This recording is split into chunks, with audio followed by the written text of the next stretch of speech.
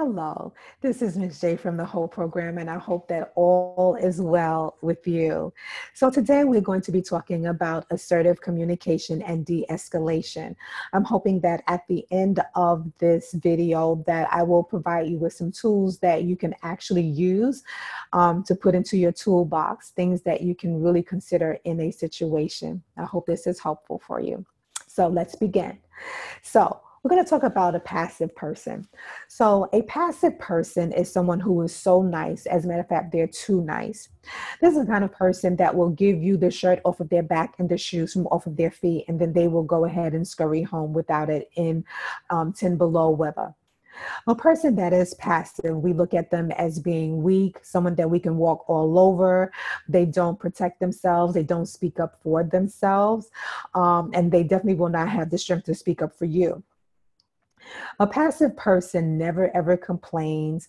They can be taken advantage of. So how do they appear at work?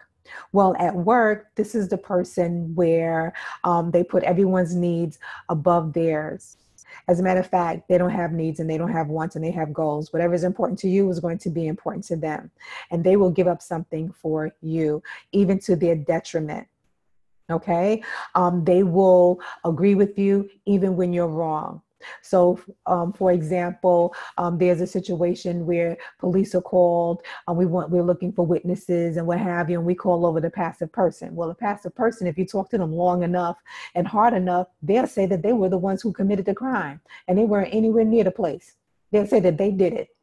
They'll say that they did it to get you off their back, and they say that they did it to make you happy. How about that? So that's a passive person. So let's talk a little bit more about this passive person.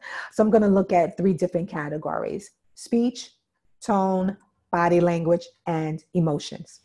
So in their speech, they're low speaking, voice maybe even crack, and may stutter.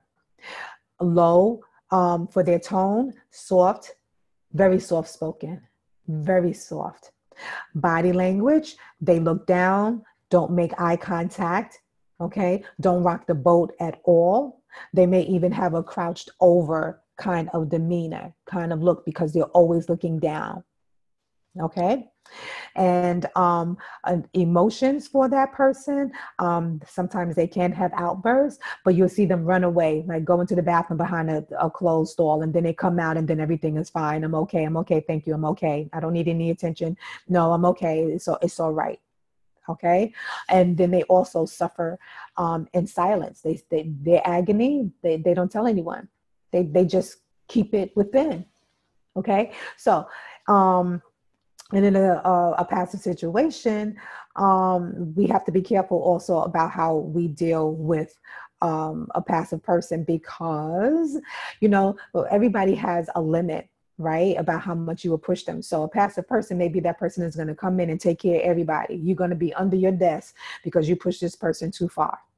Because really, in any given situation, no matter how someone is, you're supposed to treat them with kindness and with some understanding, even a person that's passive. Okay, so now let's talk about the assertive person. So the assertive person, they speak up for themselves, establish boundaries, they can protect themselves and protect you.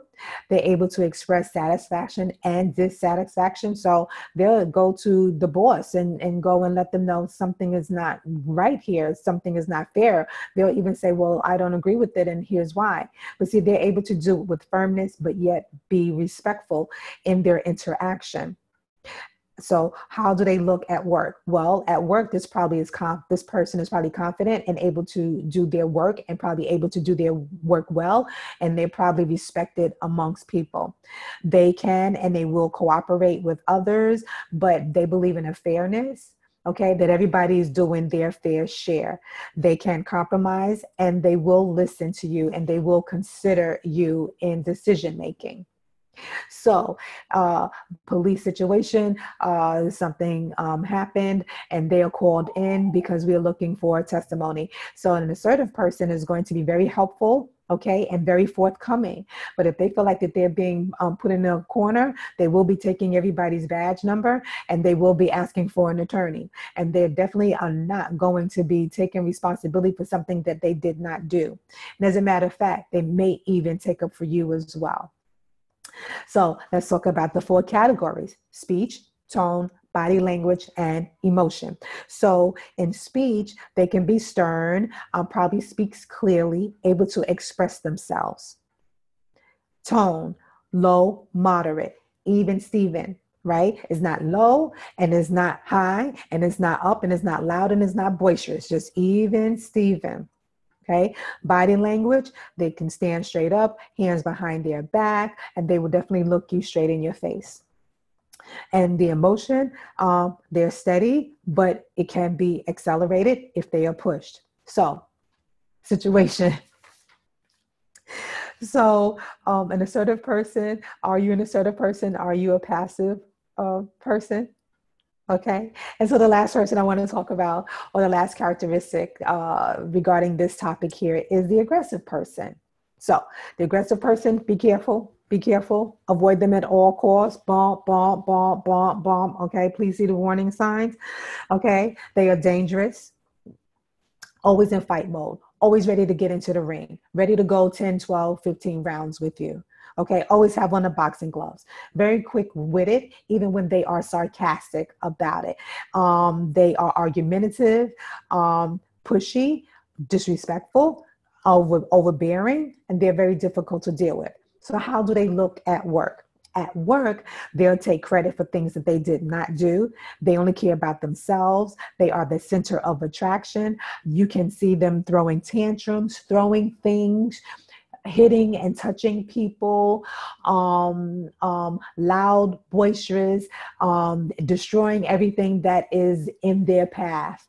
Okay, like a tornado. Okay, and they are someone who you cannot cooperate with. You cannot come to an understanding. They always believe that they are right and you are wrong. And when things don't go right, they will give excuses and say that it is your fault that it didn't go well. So in this situation with the police, right? The situation happened, they're called in and asked, hey, did you see anything? Do you know any information? And well, it doesn't even go well, okay? Because as soon as the police start asking them questions, he's going to be, or she's going to be asking them questions. And before you know it, right, they're going to have handcuffs. And then before we know it, they're going to be arrested and spend some time in jail. Now have to go before the judge and have all kinds of charges thrown at them. And all the police officers wanted to do was know if you had any information. And so here you are now standing before the judge, accused of aggravated assault against a police officer. And all they wanted was some answers to a question about what it was that you saw. Because an aggressive person does not respect authority either. Okay. And so let's talk about the four categories: speech, tone, body language, and emotions. So in their speech, it may be raised, they are demeaning, they may be loud, boisterous, and quick responses. Their tone, harsh, screaming, raised voice. Body language, clenched teeth or clenched fists, arms crossed, right? Fists going, very animated, a lot of drama, the center of attraction, and they stand with their feet apart. Like they're in the army, the feet apart, like the at rest kind of situation, feet apart. They stand like the feet apart, like they ready. Okay. And the emotions are usually anger and short tempered. And there's this up and down seesaw thing that goes on. Okay. So in the final analysis of this, I want to give you an example. And I'm actually stealing this from Mr. E. We call him Mr. E, one with the bow tie. Okay, Mr. Eggleston. So I took this from him because I watched his video. So I have to give him credit. Okay, so he told this really cute story and he gave an example using assertive, passive, assertive, and aggressive. Okay, so I'm going to use a story. Okay, so John is sitting at the coffee maker and he has made coffee and it was the last coffee that was in the pot. So there's no more coffee. And he stands there, he put 2 sugars into his cup. He adds a little cream and then he goes and he stirs. So his boss Linda comes over and go, oh my gosh, the meeting is getting ready to start in 2 minutes and there's no more coffee and I need to get in there and I really, really need that. And I saw that you just made it and you didn't drink any. Can I have that? And so the passive John will do this and go ahead and give his boss Linda the cup. And then she'll go on into her meeting and then he'll go and follow. And, he's sitting there in the meeting feeling all weak because his stomach is growling because he doesn't have anything in it, sitting there thirsty as she's sitting there drinking a cup of coffee that was his. That's passive. So the next one. Okay. So John is standing at the coffee maker. He's pouring the last cup of coffee. Know that a meeting is getting ready to start in 2 minutes that he needs to get to. So he puts his 2 sugars, he puts a little cream, he gets a spoon and he's ready to stir it. And his boss, Linda, come over and go, oh my gosh, I have to go to the meeting that's getting ready to start in 2 minutes. Would you mind giving me that? Because I saw that you didn't drink it and I drink it like that. Would you mind giving me that coffee? And so John looks and says, sure, I don't mind giving you this coffee because I think that you need this coffee more than I do. But how about this? How about tomorrow you buy me a cup of coffee from Dunkin' Donuts and I'll be kind. I won't ask for a large. I'll just ask for a medium. How about that? Here you go. It's a win-win for both of us. See, that was the assertive. So the assertive person, what they did was they did establish some boundaries. What they said was, look, okay, I'm giving you my last cup. I won't be able to have this, but how about we make a deal? So there were some negotiations that happened there. So the boss was happy and John was happy because on the next day, the boss is going to have to spend some money to buy him a medium Dunkin' Donuts coffee, just the way that he liked it. How awesome is that? That's an example of an assertive person. And last one. So John is sitting there at the coffee cup, poured the last coffee, know that there's a meeting in 2 minutes that's getting ready to happen, puts 2 sugars, puts some cream, goes to get the spoon and starts to stir. And his boss Linda come over and go, oh my God, there's a meeting that's getting ready to start in 2 minutes and I really, really need that cup of coffee. I need something. This is going to be a long meeting. I have anything in my stomach. Would you mind giving me that coffee? And so John looks and go, what? Want me to give you my coffee? You can make coffee just like I do. As a matter of fact, you make more money than I do. No, I don't think that it's right for you to even be asking me if I should go make you some coffee.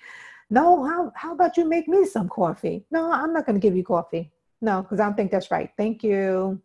Just because you're my boss doesn't mean that you got to get everything.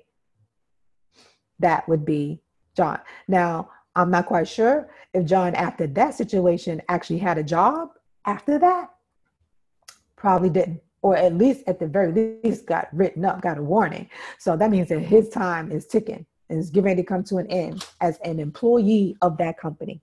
Okay, so here's some tools that I want to give you, just some consideration. Okay, so de-escalating a situation, because each one of those people sooner or later is going to get into a situation where we already know that the aggressive person looks for them and finds them and probably excels in them.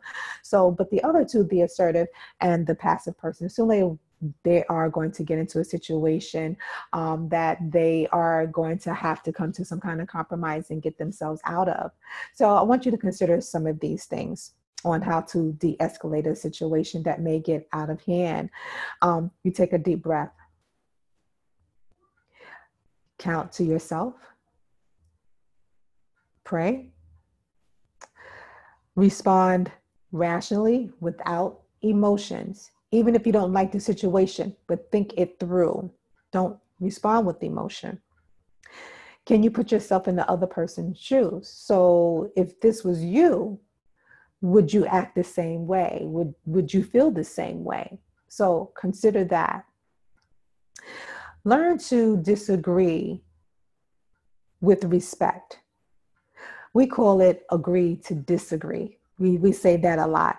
So what that means is that there's a common ground. I don't have to agree with you. I don't even have to like it, but I'm going to respect you and respect your right to feel the way that you feel, even though I don't. But I respect that and I'm going to support you in that. All right. And then there doesn't always have to be a winner. Okay, it doesn't have to be. What it should be is cooperation and understanding of one another. And when we listen, not to listen to respond, but listen to understand the other person and not listen to defend. And so, and here is my final words on this matter. So I have been in situations where I have gotten upset. Okay. And I have learned through some wisdom that I have more control over the situation than sometimes I think that I do, even when my emotions get all involved.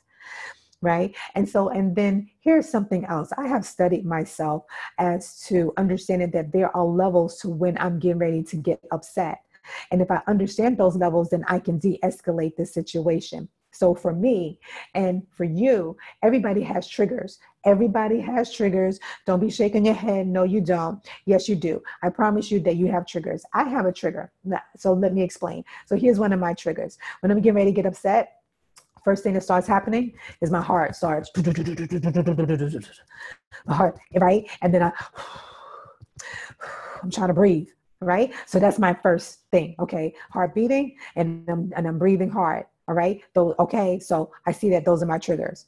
Now there are a number of levels, right? So then my next level is my voice go up an octave. Like I start talking up like this, right? So then that's not good. Okay. So then another level may be I'll start getting that posture. I'm moving.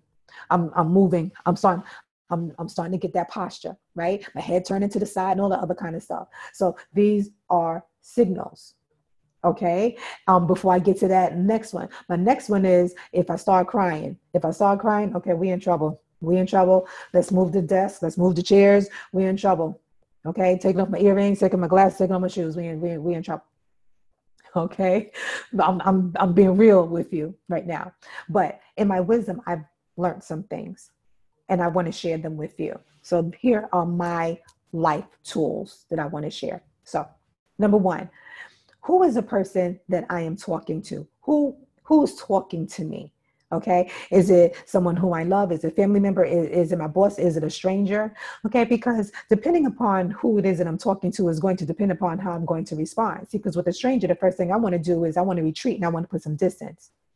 Okay. Because I don't know this person. Right. So I'm thinking this, and I can think this in a minute. I can think this in a situation where things is getting ready to happen. I can think.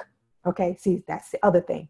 Think it through. Don't let the emotions get involved and take over. Think through the situation. If you stop thinking, then we are in trouble. And it won't even matter that you're at work. Okay. Because when most people get to that high level of emotion, they stop caring about where they are. They're ready to go on the attack. And it doesn't matter who it is that's getting ready to attack. Okay. So who is this person? So here's the other thing. Is there a possibility that what they are saying to me, even if I don't like the person, is there a possibility that what they are saying to me, can it be true? Is there a shred of truth to it? Right? So sometimes we get caught up in the messenger. All right. But sometimes I think that we need to hear the message because the message may be helpful. And sometimes it is, I want to say haters. Okay. People who watch us. Okay. Sometimes they are the right person, right? I don't call them enemies. Sometimes they are the right person to come and tell you because you're going to pay attention because that person has studied you, right? And they know where all your holes are. They know where your soft spots are. So when they come to you and they tell you stuff, right, it's because they studied you. So could it be a possibility that what they're saying to you is true? So let's go there, right? And then next question, what is it that you want to do? What is it you want to do, right? Because usually there's more than one response. I want to walk away from this person. Okay, this person is bothering me right now and I'm not liking it. And I think that I need to go and blah, blah, blah, blah. Right. And then it's the other stuff that start coming in, the violent stuff that starts happening too. Okay. But there are choices that you can make in the situation. Then my last question, what is it going to cost me? What is it going to cost me? If I do what I really, really want to do, and you know what I mean. If I really, really do that, then what is it going to cost me? Is it going to cost me my job? Is it going to cost me my relationship? Okay. What is it going to cost me? Is it going to cost no one having respect for me anymore? No one believing in me anymore? What is it going to cost? Is it going to cost my mother having to sell her house because she got to get bail money to come and get me out of jail? How is it affecting the other people around me? How is it affecting my family? How is it affecting my coworkers? How is it affecting the organization? And so consider these things. And if you consider these things and you count the cost, I believe that in any given situation, there will be a de-escalation, that there will be a calming. So you have to think in a situation, right? And then here's my last piece: forgiveness. Forgiveness. All of us have been wrong at some point in time. All of us have missed things, have gotten things wrong. Okay. Everybody are not manipulators, okay, and calculators. They're not, right? But let's forgive. Okay. Forgive. I know it can be hard to do, but it's important. You want to be forgiven, right? And if you believe that you deserve to be forgiven, then forgive so that you can be forgiven. Okay, so this is my video to you, and I hope that it's helpful. And after you look at it, we can definitely talk about it. This is Miss J. Be well.